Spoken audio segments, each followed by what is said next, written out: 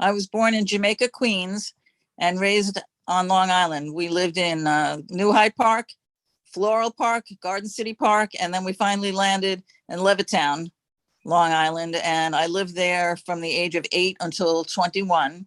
Mm. And then 21, I moved into the city. I moved into a women's residence, and that's when I began my modeling career. And I started out as a teenage lingerie model.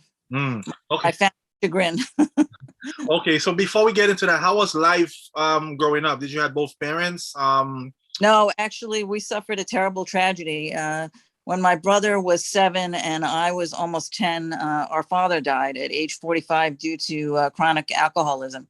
So Wow. I was raised by a single mother, a poor single mother at that. Mm.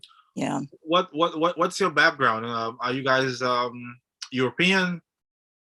We are a mixture of all the different European nationalities, and in my case, I'm 14% East Asian.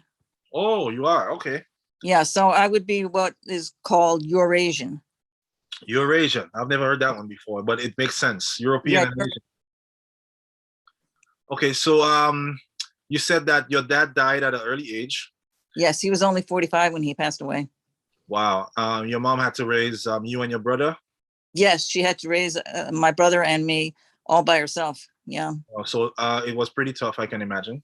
It was very tough. Yeah. You know, the economic loss put a when my father died, there was the reduction in income, and my mother had to be both mother and father, and she became the sole provider of us. And it was very difficult. We did get some help from Europe. My mother was able to collect my father's Social Security, the German Social Security. We're mostly German. She was able to collect his German Social Security pension. And then we also collected American Social Security. Mm. And my mother also worked as a professional cook. And we got by, but it was tough. We tried to make the best of it. What else could we do, really? Right, exactly. So you said that you moved to the city around what age? 21. I had just turned 21, and I moved into a women's residence called the Webster House on 34th between 9th and Dyer. And the place is still there. It houses a lot of young aspiring actresses. Oh, I didn't even know about that. Yes, they've been around for a very long time, and they are funded by one of the Macy's founders. So the place has been around a very long time. Wow. Yeah, it was a great place to start out. Sorry, go ahead.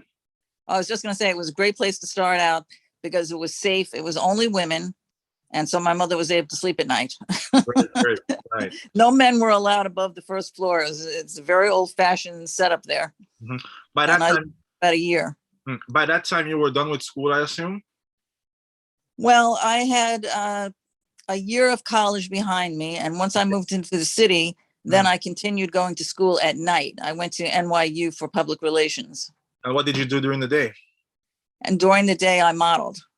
Okay. I modeled lingerie for a Fifth Avenue showroom. And it was a lot of fun. It was a blast. What prompted that decision to model lingerie? Well, ever since I was a little girl, I always wanted to be a model and an actress. And I'm a big fan of the late actress Sharon Tate, who unfortunately was murdered by by 2 members of the Manson family. But I was a big fan of her modeling and acting work. And she inspired me to become a model and actress myself. I was also a big fan of the TV show That Girl, which premiered in 1966 and starred Marlo Thomas. And the character, Anne Marie, was an aspiring actress. And from 5 years, after 5 years of watching that show, I realized, wow, this is something I'd really like to do. So I followed in the character's footsteps and I moved into Manhattan and I began modeling and doing whatever acting jobs I could get. Great. Were you shy at all to model in your lingerie? Very, very shy because of course, I can imagine. I had led a sheltered existence in the suburbs. And I was, it was a whole new experience for me to model nightgowns and bathrobes in front of mostly male buyers because I worked for a lingerie showroom and most of the buyers in those days in the mid 70s were male. So my knees were knocking the first time I did a professional modeling job for them. I was very nervous, but I tried not to let it show. Mhm. And as I started getting more work, I became more confident. Great. So when you say buyers, how did that work? What exactly were they buying? Were they buying the actual lingerie? What were they Yes, yes. Most of them work for stores, buying? large ones and also small ones, and they would come into the showroom and look at the collection. You know, we had a spring collection and a winter collection, Mhm. and they would come in and take a look at the lingerie. They would look at the samples, but sometimes they wanted to see one of the samples on a live model, Right. and that's what I was called on to do, was to do the live modeling, to model nightgowns and bathrobes and things like that. Great. So you're 21, you started modeling.